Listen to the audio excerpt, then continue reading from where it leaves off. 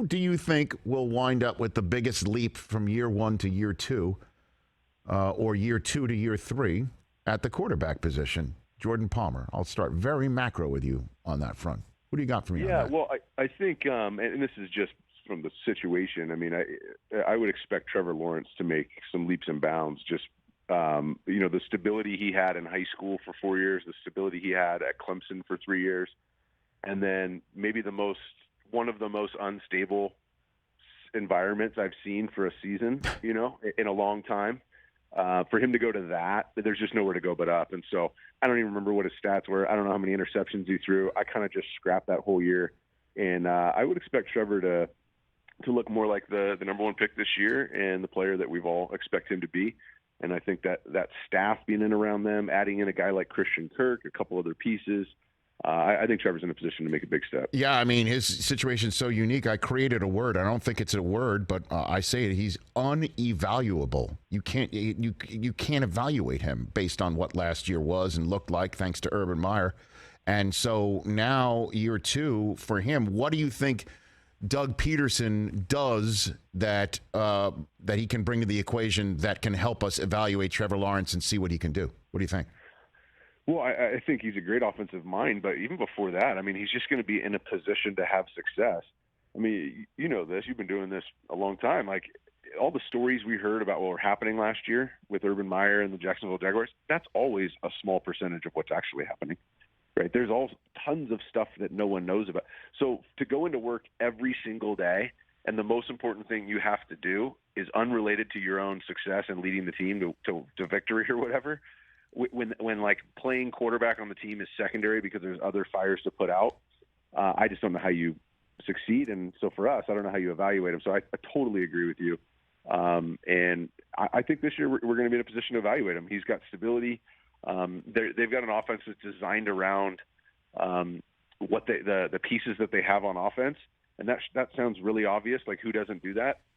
I don't know that they really did that last year. And so kind of co-coordinators and Urban Way in it. So like I scrap it. I like, unevaluatable. Yeah, that's right.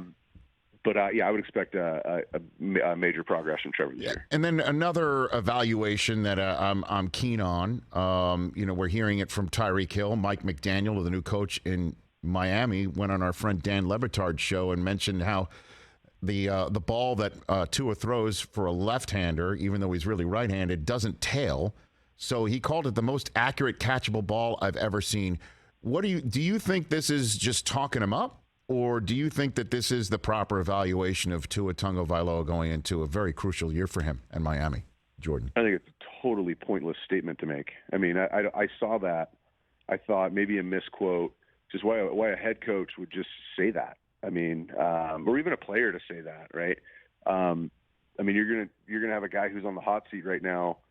But I don't care if we're talking about Joe Burrow to sit here and say, like, this is the greatest, the most catchable ball I've ever seen. I mean, I don't know how you quantify that. I just thought it was a weird statement. And that's aside from Tua. Now, for Tua, I think the main thing is injuries. I mean, he was hurt in high school, he was hurt in college, he's been hurt in the league a little bit too. So, yeah, he needs to play at a high level, and he needs to take advantage of what they have in that huddle with him, because there are some horses in that huddle.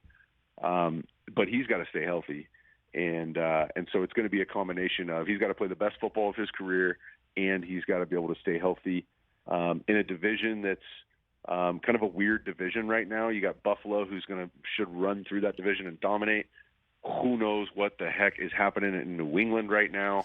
And then with the Jets, I think that's another guy I think should take a step this year, Zach Wilson.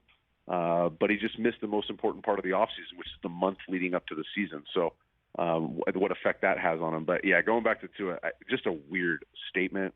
I've thrown it with Tua. I think he's got a great arm. He spins it really well, but it wouldn't be on the top of my list. Yeah, as a Jet fan, I'm just looking for Zach Wilson to take a physical step, like a literal step first, before we could start talking about the figurative next step for him, and so that crucial period that you're talking about, he has missed it.